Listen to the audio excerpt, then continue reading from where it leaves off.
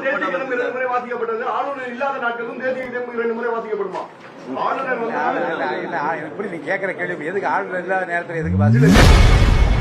தேசிய கீதம் ஆளுநர் இல்லாத போதும் சட்டசபையில் பாடப்படுமா என செய்தியாளர் எழுப்பிய கேள்விக்கு சபாநாயகர் JCD பிரபாகர் பதிலளித்துள்ளார்.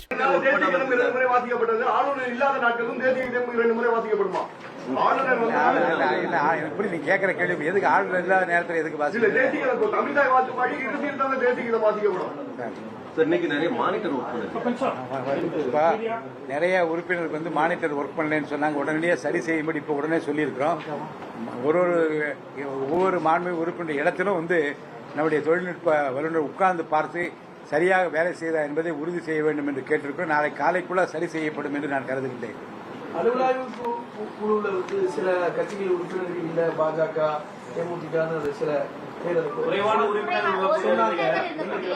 இல்ல அப்படிங்கிறது சொல்லியிருந்தாங்க. எத்தனை உறுப்பினருக்கு மிகாமல் இருக்க வேண்டும் என்பதை வைத்து அனைவருக்கும் சம உரிமை வழங்கப்பட்டிருக்கிறது.